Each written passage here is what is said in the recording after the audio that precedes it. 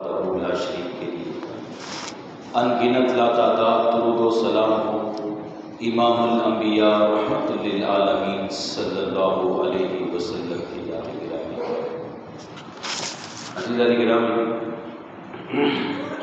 اللہ رب العزت کا فرمان ہے کہ یہ کتاب قرآن کریم میں نے اس لیے نازل کی ہے تاکہ تم اس کی آیات پر غور و فکر کرو، اور فرمایا وَلْيَتَذَكَّرَ أُولُو الْأَلْبَابِ، اور تم میں سے جو عقل والے ہیں وہ نصیحت پکڑیں۔ یعنی قرآن کریم میں جو واضح و نصیحت کی اور پند و نصائح بیان کیے گئے ہیں اس کو سمجھیں، اس پر غور و فکر کریں اور نصیحت پکڑیں۔ انشاءاللہ تعالی اس بیان میں سورۃ الفاتحہ کے اوپر غور کرنے کی یا اس کے مطالعے کی کوشش کی جائے، اس لیے کہ یہ ایسی صورت ہے کہ وہ تقریباً بچپن سے لے کر اور آخری دن تک جب بھی ہم نماز پڑھتے ہیں ہر نماز کے اندر اس کی تلاوت کی جاتی ہے، اور یوں سمجھیں کہ صرف فرض رکعات بھی پڑھیں تو دن میں 17-18 مرتبہ سورہ فاتحہ کی تلاوت ہوتی ہے، اور اس کے علاوہ بھی سورہ فاتحہ کو پڑھتے رہنے سے اللہ رب العزت نے کس وجہ سے اپنے نبی صلی اللہ علیہ وسلم کو تعلیم دی کہ ساری زندگی نماز پڑھنا اور ہر نماز کے ہر رکعت میں ایک ہی چیز کو پڑھنا، اس سے اس چیز کی اہمیت کا اندازہ ہو سکتا ہے۔ آپ سمجھ رہے ہیں، ایک بات کو 100 مرتبہ بولیں، 1000 مرتبہ پڑھیں، 10,000 مرتبہ پڑھیں تو آپ یہ کہیں گے کہ بہت پڑھیں، بہت ہو گیا، اب کچھ اور ہونا چاہیے۔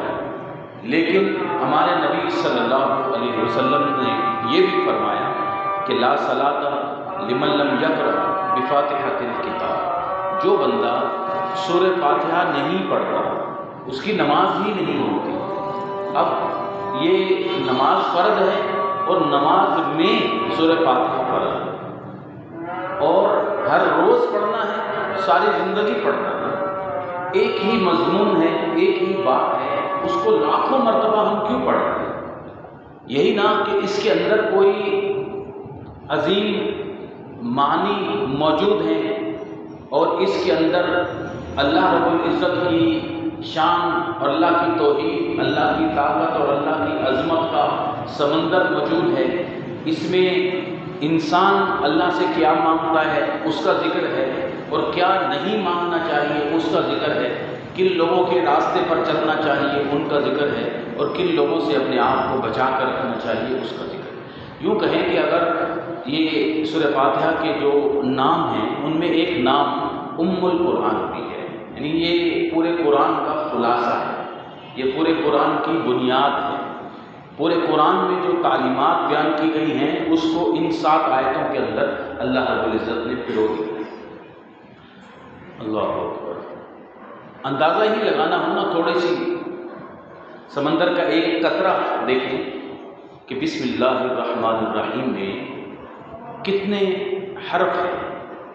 کچھ ایسے حرف ہیں جو 2 مرتبہ آئے ہیں، جیسے کہ را ہے اور الف ہے، اگر سب کو ایک ایک مرتبہ ہم شمار کریں تو تقریباً بسم اللہ الرحمن الرحیم میں 10-11 حرف موجود ہیں۔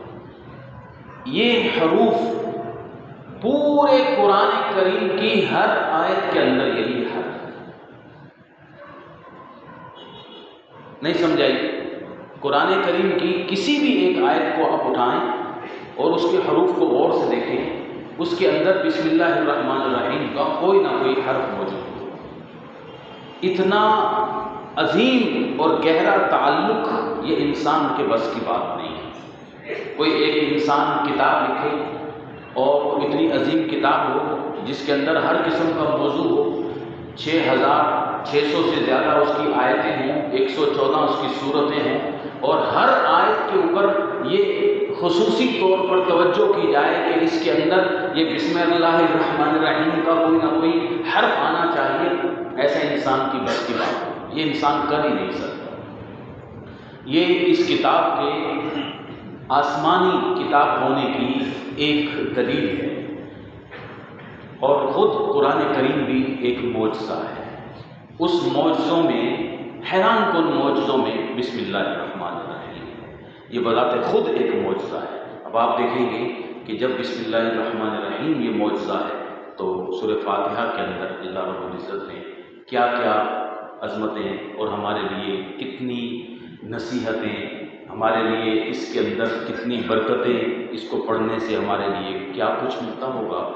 صحیح بخاری کی حدیث ہے، رسول اللہ صلی اللہ علیہ وسلم نے ایک صحابی ابو سعید کو یہ بتایا کہ الا اعلمک اعظم سورۃ من القرآن، میں تمہیں قرآن کریم کی سب سے بڑی سورت نہ سناؤں، میں تمہیں قرآن کریم کی سب سے بڑی سورت کی تعلیم دوں؟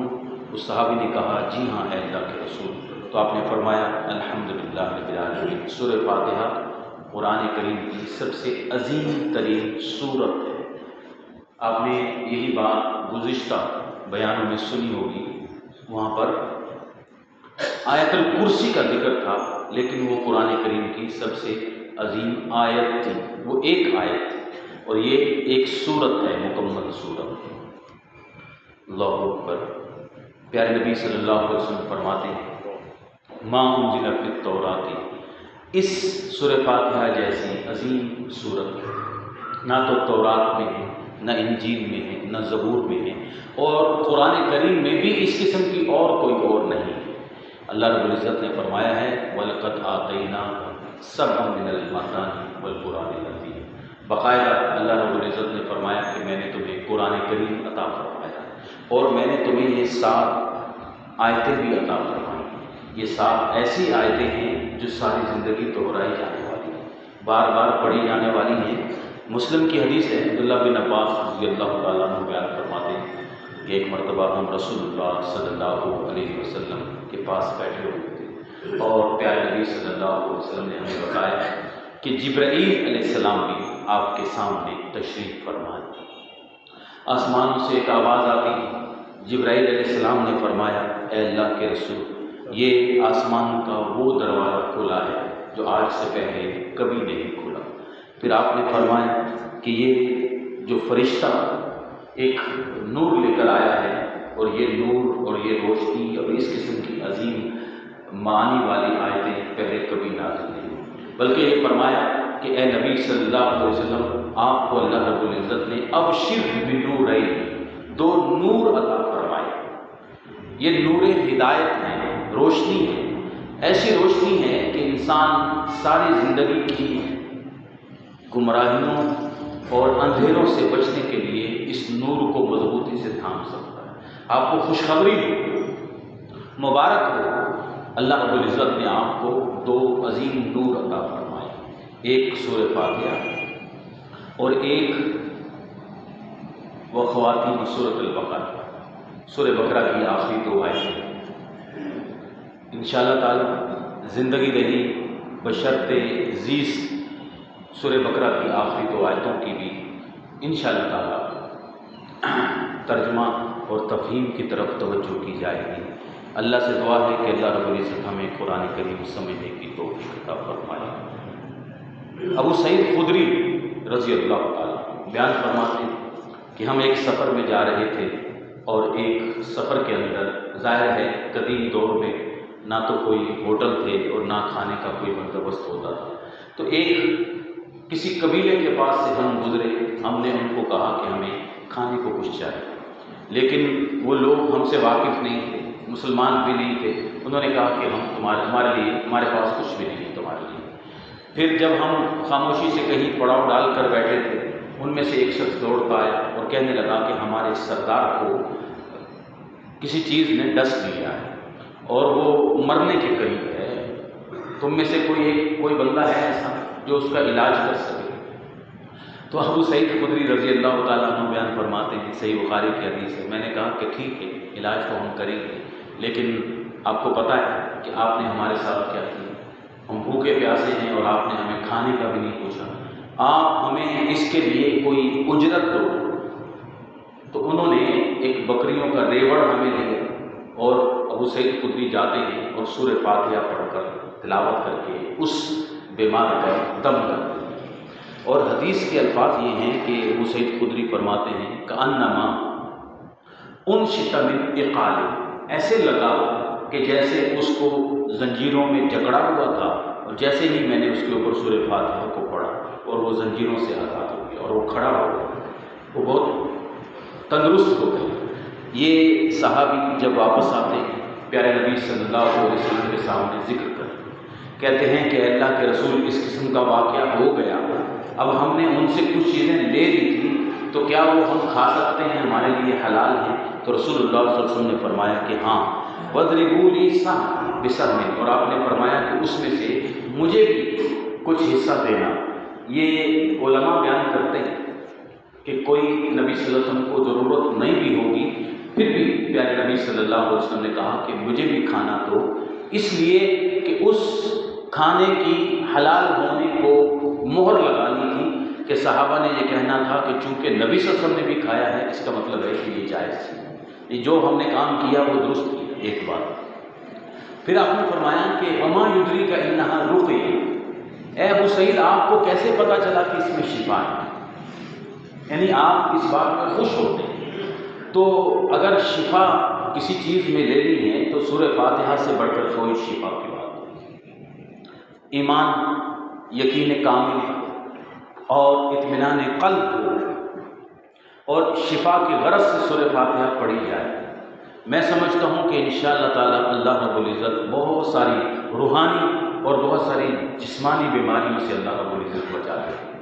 بھائی ہم انسان ہیں، ہم بیمار ہوتے ہیں، ہم دوائی کھاتے ہیں، تو کیوں نہیں ہم دوائی سے پہلے 7 مرتبہ سورہ فاتحہ پڑھ کے اپنے اوپر دم کریں؟ کیوں نہیں کر سکتے؟ ہم 50 مرتبہ 100 مرتبہ سورہ فاتحہ پڑھ کے اپنے اوپر دم کر رہے ہیں، تو بھائی علاج کرتے رہیں، لیکن ہم یہ جو ایک آسمانی نور ہے، اس نور کے ذریعے بھی علاج کی کوشش تو کریں۔ اللہ کے بندے محدثین صحابہ اکرام اس سورہ فاتحہ سے علاج کر لیا کرتے، کیونکہ ان کے دل اتنے طاقتور تھے اور ان کا ایمان اتنا مضبوط تھا، اور اللہ رب العزت ان کو شفا عطا بھی فرماتا تھا۔ آج بھی اگر ہو وہی ایمان پیدا تو کیوں نہیں اللہ رب العزت ہمیں شفا عطا فرمائے گا۔ یہ سورہ فاتحہ ہے، یہ ہم سب کو آتی ہے، ہم سب کو اس پر ایمان لانا ہے، ہم نے اس کو سمجھنا ہے، اس کو پڑھنا ہے، اس کے اوپر اس کے مفہوم اور اس کے مطالب پر ایمان یقین کرنا ہے۔ یہ شفا بھی ہے۔ اس سورت کا نام پیارے نبی صلی اللہ علیہ وسلم نے صلاۃ بھی رکھا ہے، نہیں یہ پوری سورہ فاتحہ ہی صلاۃ ہے، نماز ہے، بلکہ حدیث ہے رسول اللہ صلی اللہ علیہ وسلم نے فرمایا، اللہ فرماتا ہے کہ میں نے صلاۃ کو 2 حصوں میں تقسیم کر دیا ہے۔ سورہ فاتحہ 2 حصوں میں ہے، ایک حصہ میرے لیے جس پہ بندہ میری حمد و ثنا بیان کرتا ہے، بار بار پڑھتا ہے کہ الحمدللہ رب العالمین الرحمن الرحیم مالک یوم الدین، اور ایک حصہ بندے کے لیے جب بندہ اللہ سے دعائیں مانگتا ہے کہ اللہ مجھے بھی یہ چیز دے دے، مجھے یہ بھی دے دے، مجھے یہ بھی دے دے۔ پھر رسول اللہ صلی اللہ علیہ وسلم نے فرمایا کہ لا صلاۃ لمن لم یقرأ بفاتحۃ الکتاب، اس بندے کی نماز ہی نہیں ہے جو بندہ سورہ فاتحہ کو نہیں پڑھتا۔ اللہ ابو ہریرہ رضی اللہ تعالیٰ عنہ سے پوچھا گیا باقاعدہ کہ وہ صحابی ہیں اور رسول اللہ صلی اللہ علیہ وسلم کے شاگرد ہیں اور آپ کے پیچھے نمازیں پڑھتے رہے، کہ اے ابو ہریرہ میں امام کے پیچھے کھڑا ہوتا ہوں تو کیا کروں؟ انہوں نے فرمایا دل کے اندر سورہ فاتحہ پڑھو، اور کیا کریں، کیونکہ رسول اللہ صلی اللہ علیہ وسلم نے حکم دیا ہے کہ تمہاری نماز سورہ فاتحہ کے بغیر نہیں ہوتی۔ اور یہ بڑی مشہور حدیث ہے کہ پیارے نبی صلی اللہ علیہ وسلم نے اپنے صحابہ سے پوچھا کہ لعلکم تقرؤون خلف امامکم، تم امام کے پیچھے قرآن پڑھتے، یعنی امام کی جو قرأت ہوتی ہے اس کے پیچھے کچھ پڑھتے ہو؟ پھر آپ نے فرمایا کہ لا تفعلوا، کچھ نہیں پڑھو، الا بفاتحۃ الکتاب، مگر صرف سورہ فاتحہ۔ یعنی رسول اللہ صلی اللہ علیہ وسلم نے تعلیم دی اور فرمایا کہ سورہ فاتحہ کے علاوہ تم نے کچھ نہیں پڑھنا۔ تو بھائی بات یہ ہے کہ ہمیں جو دین ملا ہے وہ رسول اللہ صلی اللہ علیہ وسلم کی زبان ہی ملا ہے۔ ہم نے جو عمل کرنا ہے وہ رسول اللہ صلی اللہ علیہ وسلم کے حکم پر عمل کرنا ہے۔ تو ہم کیسے پڑھیں یہ بھی بتا دیا گیا، کب پڑھیں یہ بھی بتا دیا گیا، اور کس نماز میں پڑھنی ہے، کہ تنہا ہو، جماعت کے اندر ہو، اکیلے ہو، آپ سورہ فاتحہ پڑھیں۔ اب سورہ فاتحہ میں جب بھی ہم پڑھتے ہیں یا قرآن کریم پڑھتے ہیں تو اس کا ایک ادب ہے۔ اس کا پہلا ادب یہ ہے کہ اللہ رب العزت نے فرمایا کہ اذا قرأت القرآن فاستعذ باللہ من الشیطان الرجیم، کہ جب تم سورہ قرآن پڑھو تو تم اپنے آپ کو اللہ کی پناہ میں دے دو اور شیطان مردود سے پناہ مانگو، کیونکہ یہ شیطان تمہیں قرآن پڑھتے ہوئے بھی کہیں بھٹکا نہ دے یا کہیں ڈسٹریکٹ نہ کر دے اور آپ کا ذہن کہیں اور نہ چلا جائے۔ اس سے پہلے تم اعوذ باللہ من الشیطان الرجیم لازمی پڑھ دو۔ اس کے بعد بسم اللہ الرحمن الرحیم ہے، جس کا معنی اور مفہوم کے اندر سادہ سی بات کو دیکھیں جو ہر بندے کو سمجھ میں آئے، ایسی تفصیلی گہرائیوں کے اندر جائیں یا ایسی باتیں بتائیں کہ جو ہمارے اوپر سے گزر جائیں اور ہمیں فائدہ ہی نہ ہو۔ تو یہ ایسا کلمہ ہے کہ جس میں اللہ کے نام سے بندہ برکت لیتا ہے۔ بسم اللہ نے اللہ کے نام کے ساتھ یہ جب بندہ پڑھتا ہے تو اپنے عمل میں اللہ رب العزت کے نام سے برکت لیتا ہے۔ مفسرین کہتے ہیں کہ اس کے اندر ہر فعل موجود ہوتا ہے، کہ جو کام آپ کرنے لگے ہو وہ اس کے اندر ہے۔ مثال کے طور پر میں کھانے لگا ہوں تو بسم اللہ ہی اس کے اندر بریکٹ میں بٹوین دی ورڈ خود بخود موجود ہے کہ میں شروع کرتا ہوں اللہ کے نام سے، یعنی کھانا شروع کرتا ہوں۔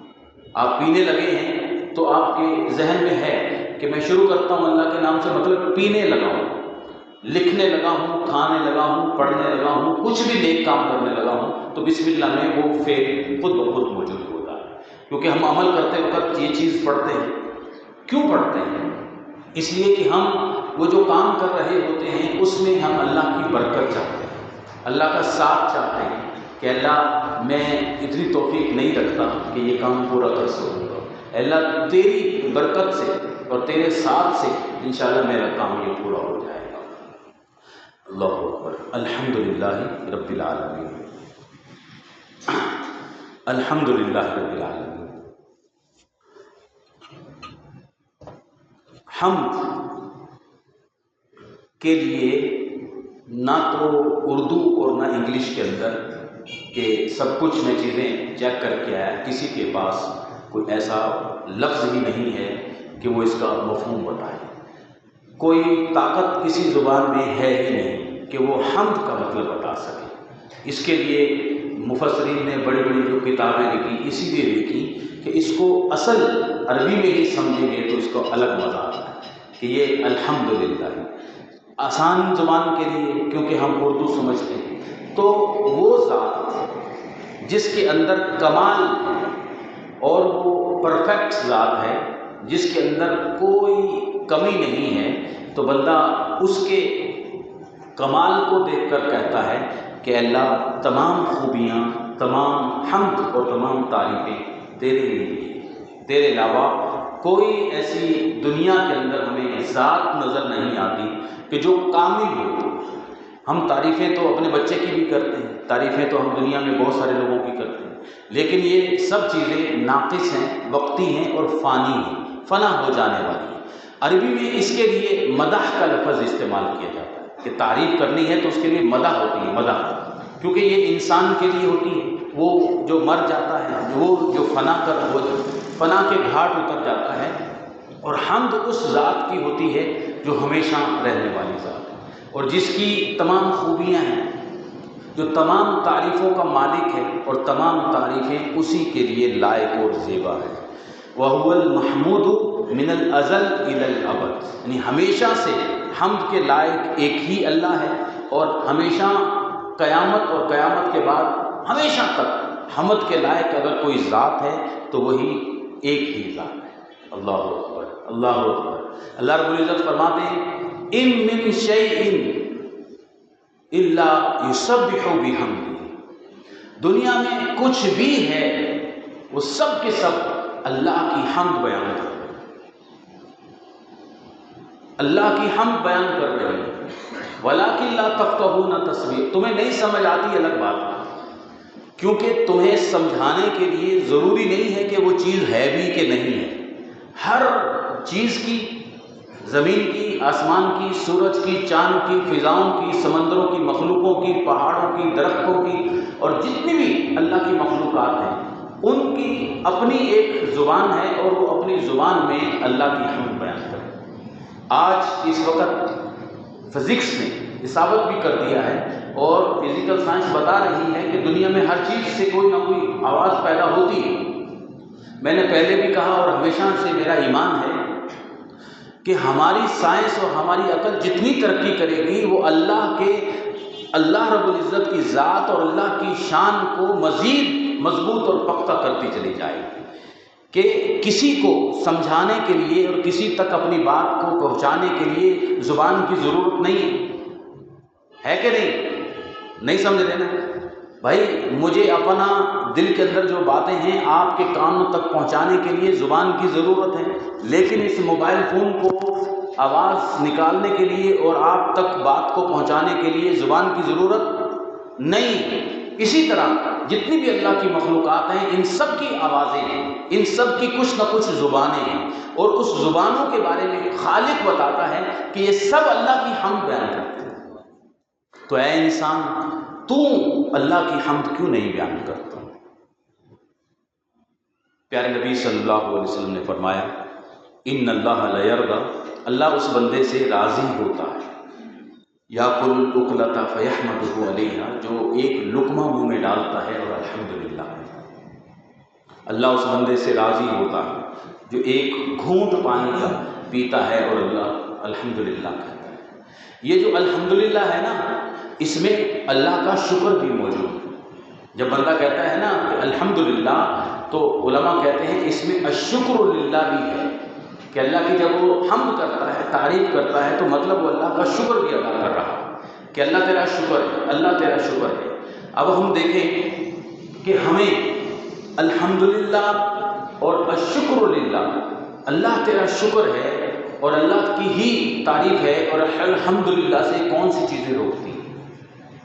ہمارے معاشرے میں کیا ہر شخص ہر جگہ پر، ہمارے گھروں میں سب الحمدللہ پڑھتے نظر آتے ہیں کہ اللہ کا شکر ہے، الحمدللہ اللہ کا شکر ہے، اللہ جس حال میں تو راضی رکھتا ہے اللہ کا شکر ہے؟ کوئی نظر آتا ہے؟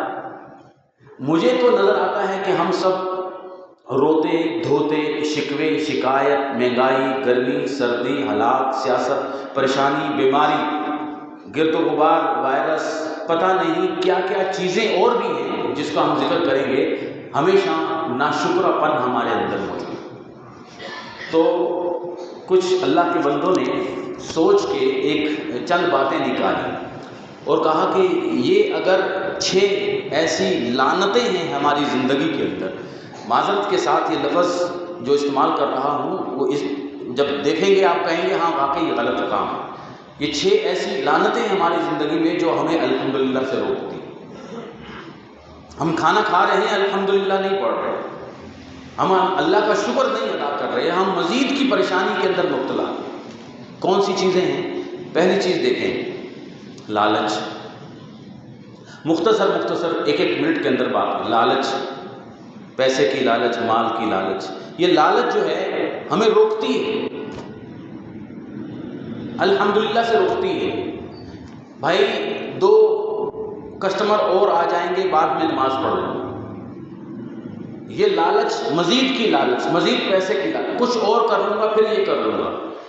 اس کی وجہ سے ہم کچھ قربان کرتے ہیں، اور جو قربان کرتے ہیں نا وہ ہوتا ہے اللہ، وہ قربان کرتے ہیں نماز کو، وہ قربان جب ہم کرتے ہیں وہ ہوتی ہے توحید، جس کو ہم قربان کرتے ہیں وہ ہے ایمان، جس کو ہم قربان کرتے ہیں وہ نبی کا حکم، اللہ کی ناراضگی لے رہے ہیں۔ ہمیں پتہ ہے کہ ہمیں یہ چیز ہے، اس میں ہمیں اتنا سود ملتا ہے، ہم لے لیتے ہیں، کیا ہو گیا، بچوں کے لیے کام بنتا رہے گا۔ پھر ہمیں بتایا کہ نہیں یہ حرام ہے، اللہ ناراض ہوتا ہے، اور اس کو اللہ رب العزت نے کہا ہے کہ تم میرے ساتھ جنگ کر رہے ہو، تو ہم اس کو قربان کر دیتے ہیں تھوڑی دیر کے لیے، بچوں کے لیے، گھر کے لیے، مستقبل کے لیے۔ ہم جس کو قربان کرتے ہیں وہ کیا ہے؟ کس نے ہمیں قربان کرنے پر مجبور کیا؟ لالچ نے۔ تو اس لالچ اور ہوس کی دوڑ میں ہم سب سے پہلے جو بھول جاتے ہیں وہ الحمدللہ ہے، الشکر للہ۔ دوسری بڑی لعنت ہماری زندگی میں ہے ناشکراپن، ہر وقت کا ناشکراپن۔ آپ کہیں گے ناشکراپن کیا ہوتا ہے؟ بھائی ناشکراپن وہ ہوتا ہے کہ جو چیز میرے پاس ہے وہ نظر نہیں آتی، جو چیز نہیں ہے ہمیشہ وہ نظر آتی ہے کہ نہیں؟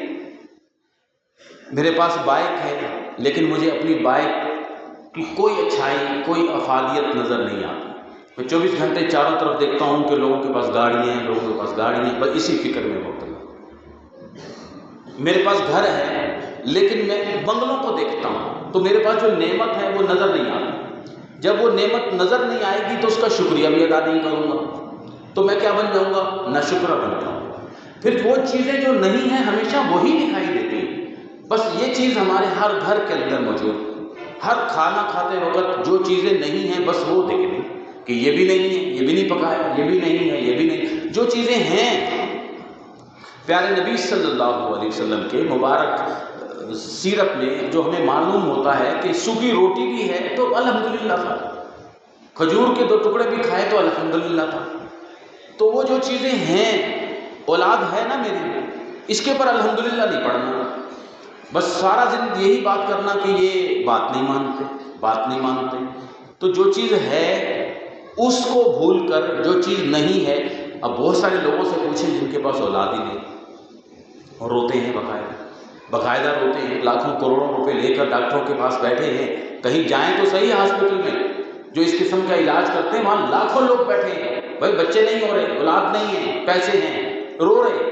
ان کو کہیں کہ یار بچہ آپ کو ملے گا، لیکن وہ کبھی مانتا ہے بات، کبھی نہیں مانتا، وہ کہے گا مجھے چاہیے ہی چاہیے، تو میرے پاس تو اولاد ہے نا، پھر میں کیوں روتا رہتا ہوں؟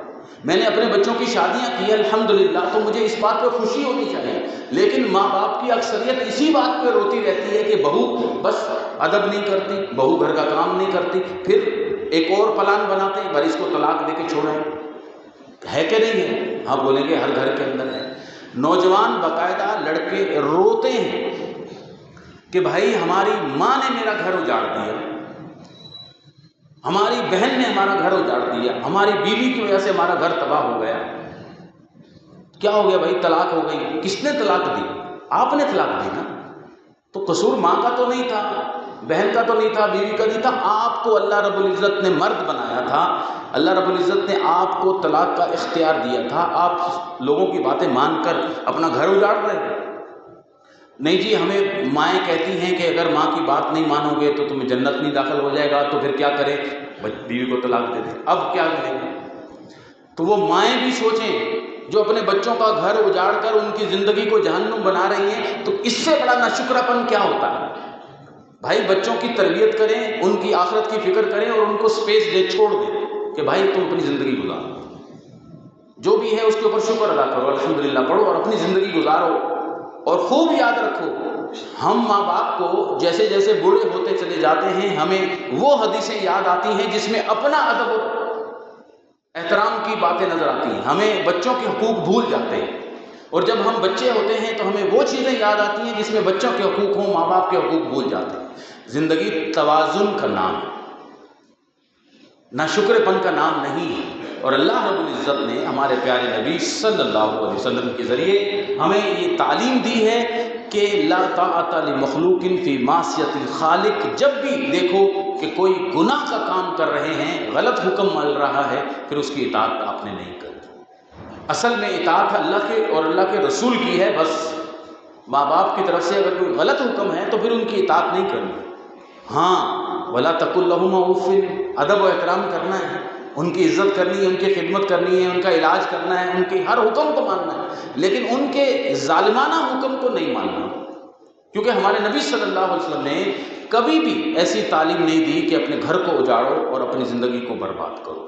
تو چھوٹی سی بات تھی، ناشکراپن اتنا آ گیا کہ ہم اپنی اولاد میں ناشکراپن، اپنے گھر میں ناشکراپن، جو چھوٹا سا کماتے ہیں اس میں ناشکراپن، اور ہم ہمیشہ اگلے قدم میں بڑھ جاتے ہیں وہ بات یاد آتی ہے شیخ سعدی رحمہ اللہ کی کہ انہوں نے مثال کے طور پر بیان کی تھی کہ میں ننگے پاؤں تھا، میں مسجد میں کھڑا ہوا اور میں کہا کہ میرے پاؤں جوتے نہیں ہیں، ننگے پیر چلتا ہوں.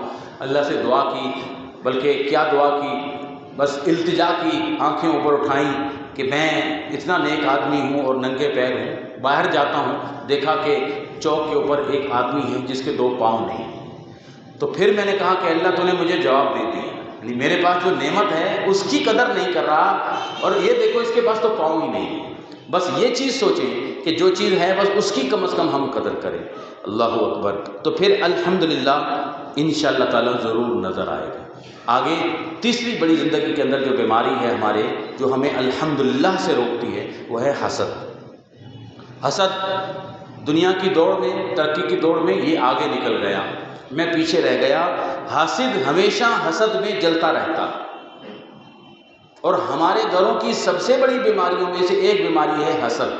ہمارا فریج چھوٹا ہے، تمہارے بھائی کا گھر بڑا ہے، تمہارے بھائی کے گھر میں یہ ہے، پڑوس کے گھر میں یہ ہے، تمہارے پاس کم ہے، تم پیچھے رہ گئے پیچھے رہ گئے. ہم سب اسی زندگی کے اندر جو نعمتیں ہیں ان کو بھول جاتے ہیں، اور الحمدللہ کو تو کبھی سوچا بھی نہیں. اور یاد رکھیں کہ حاسد ایسی بیماری میں مبتلا ہے جس بیماری کا نقصان کسی کو نہیں ہوتا، اس کو خود ہوتا ہے، کیونکہ وہ اپنے حسد کی وجہ سے اپنی نیکیاں بھی برباد کرتا ہے اور اپنی آگ میں جلتا رہتا ہے. دنیا میں 2 ہی لوگ ہوتے ہیں، ایک ہوتا ہے حسد کرنے والا حاسد، ایک ہوتا ہے محسود جس سے حسد کیا جاتا ہے. تو وہ بندہ اچھا ہے جس سے لوگ حسد کرتے ہیں. آپ سے اگر کوئی حسد کرتا ہے آپ کی کسی خوبی کی وجہ سے، بھائی اس میں کوئی کوالٹی ہے تبھی تو لوگ حسد کرتے ہیں، اس میں کوئی کمال ہے تبھی تو لوگ اس سے جلتے ہیں، یا کہ نہیں؟ ہر کسی سے تو کوئی حسد نہیں کرتا. تو محسود جو ہوتا ہے اس میں کچھ نہ کچھ اچھائی ہوتی ہے، وہ اپنی اچھائی جاری رکھے، وہ نیکی کا کام کرتا ہے تو جاری رکھے. لوگ حسد کرتے ہیں تو حسد کرتے رہیں، ان کا حسد اس کو کوئی نقصان نہیں پہنچا سکتا. ہمارے معاشرے میں عام طور پر رواج یہ ہے کہ ہم تنقید بہت کرتے ہیں، ہم تنقید کرتے ہیں اور لوگوں کی برائیاں بیان کرتے ہیں، لیکن جب ہمیں وہ خود کام کرنا پڑے تو پھر ہم سے وہ کام نہیں ہو سکتا. اور 5ویں بیماری کیا ہے؟ بخل. بخیلی اور کنجوسی کی وجہ سے ہم الحمدللہ کو بھول جاتے ہیں، اور ہمیشہ خیر کے کاموں میں، نیکی کے کاموں میں، برکت کے کاموں میں ہمیں ایسی چیز اللہ کی راہ میں دینے کا دل کرتا ہے جو چیز استعمال کے قابل نہیں، جو ہم خود بھی استعمال نہیں کر سکتے. اور 6ٹھی بیماری یہ ہے کہ جب ہم الحمدللہ کو چھوڑتے ہیں تو پھر ہمارا مجموعی زندگی کا کردار بدل جاتا ہے. ہمیں تھوڑی سی دولت ملتی ہے، تھوڑا سا مال ملتا ہے، تھوڑی سی شہرت ملتی ہے، ترقی ملتی ہے، ہمارے اندر اکڑ آ جاتی ہے، ہمارے اندر تکبر آ جاتا ہے، ہمیں اپنے رشتہ دار اچھے نہیں لگتے اور ہمیں اپنے غریب لوگوں کے ساتھ سلام لینا اچھا نہیں لگتا. ایک وقت آتا ہے کہ وہ آدمی توازن نہ قائم کرنے کی وجہ سے، دولت کے پیچھے مارا پھرنے کی وجہ سے بیوی بچوں سے بھی دور ہو جاتا ہے، کیونکہ اس نے وقت جو تھا وہ نہ تو اللہ کی عبادت میں لگایا، جو اس کا وقت تھا، نہ اس نے اپنے بیوی بچوں کی تربیت میں لگایا، کسی اچھے کام میں ٹائم لگایا نہیں، اور اس کی زندگی پھر برباد ہو جاتی ہے. دولت ہوتی ہے لیکن وہ کسی کام کی نہیں ہوتی، اولاد پھر اس کے لیے عذاب بن جاتی ہے. تو اگر ہم واپس لوٹیں تو کہیں کہ الحمدللہ سے، حسد نہ کرنے سے، ہمیشہ اللہ کا شکر ادا کرنے سے ہماری زندگی تو بہت اچھی ہو جائے گی الحمدللہ. انشاءاللہ زندگی میں ایک معمول بنائیں، ہر کھانے کے اندر بچوں کو بھی تعلیم اور تربیت دیں کہ بھائی الحمدللہ کے بغیر زندگی نہ ہو، ہمیشہ اللہ کا شکر ادا کریں. بیماری ہے، پریشانی ہے، دکھ ہے، تکلیف ہے، تو الحمدللہ تو پڑھو. دیکھو صحیح طاقت کیسے ملتی ہے. الحمدللہ ہی بولے رب العالمین، رب ہے وہ، سارے جہاں کو پالنے والا ہے. رب کا مطلب یہ ہوتا ہے کہ پرورش کرنا، پالنا، کھلانا. رب وہ ہوتا ہے جو خالق ہوتا ہے، مختصر یاد رکھیں، جو مالک ہوتا ہے اور جو مدبر ہوتا ہے اس کو رب کہتے ہیں. تو تمام تعریفیں اللہ کے لیے ہیں. ہم کیوں اللہ کی تعریف کریں؟ بھائی وہ خالق ہے، وہ مالک ہے، اور وہ مدبر الامور ہے، وہ ہر چیز کی تدبیر کرتا ہے. اور گزشتہ جمعہ ہم نے پڑھا کہ دنیا کو چلانے میں اس کو کوئی تھکاوٹ بھی نہیں ہوتی، ولا یعودہ حفظہما، کوئی اس کو پریشانی بھی نہیں ہوتی. ایسا رب ہے، اتنا بڑا رب ہے. میں گھر کے 4 بندوں کو چلا نہیں سکتا، ہمارے گھروں میں پتی چینی کھانا ہی پورا نہیں ہوتا، اتنی مشکل میں ہم پھنس جاتے ہیں، پریشان ہوتے ہیں۔ اچھا، تو ہمیں یہ چھوٹا سا مثال کے طور پر سمجھنے کے لیے، مدرسہ 300 بندوں کا کھانا کیسے پورا ہوتا ہے؟ بجلی پانی گیس کتنا خرچہ ہوتا ہوگا؟ تو ایک چھوٹے سے ادارے کو چلانا اتنا مشکل ہے، تو اتنی بڑی کائنات کا رب، اور وہ بھی عالمین، جنوں کا رب، انسانوں کا رب، حیوانات کا رب، آسمان و زمین کو چلانے والا، تدبیر کرنے والا، ہر چیز کا پلان کرنے والا، اللہ اکبر، واقعی ہے اللہ تو حمد کے ذات لائق۔ پہلے بھی میں نے کہا کہ ہم تنقید بڑی آسانی سے کرتے ہیں، لیکن جب ہمیں خود وہ کام کرنا پڑے اور ہمیں یہ مدرسہ بھی چلانا پڑ جائے تو ہم نہیں چلا سکیں گے، چند دن میں بھاگ جائیں گے کہ بھائی لاکھوں کروڑوں کہاں سے خرچ کریں۔ اس لیے خیر کے کاموں میں تنقید کے بجائے تعاون کریں، نیکی کے کاموں میں ساتھ دینے کی کوشش کریں، اور اگر کوئی بھی ایک اچھا کام ہے دنیا کے اندر اور وہ کوئی چلانے کی کوشش کر رہا ہے تو اس کی ہمیشہ غلطیوں کو تلاش کرنے کے بجائے خوبیوں کو بھی دیکھیں، اچھائیوں کو بھی دیکھیں۔ اس سے معاشرہ پرسکون ہوتا ہے، اس سے حسد کم ہو جاتا ہے، اور اس سے انسان کو الحمدللہ کہنے کا جذبہ پیدا ہو جاتا ہے۔ تو الحمدللہ رب العالمین، تو رب وہ ہوتا ہے جس کا ساری دنیا محتاج ہے، سب پہنچا، اے لوگو انتم الفقراء الی اللہ، تم سب اللہ کے محتاج ہو، وہ رب ہوتا ہے۔ اللہ تعالی ہمیں جو آج کی اس نصیحتوں میں جو لب لباب ہے وہ یہی تھا کہ الحمدللہ کا جذبہ دل کی گہرائیوں میں پیدا ہو جائے تو ہم بہت ساری نفسیاتی، روحانی، معاشرتی اور جسمانی پریشانیوں سے بچ جائیں گے انشاءاللہ تعالی۔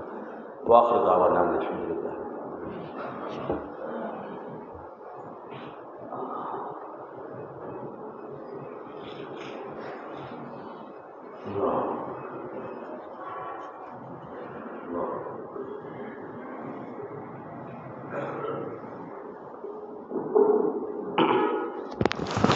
إن الحمد لله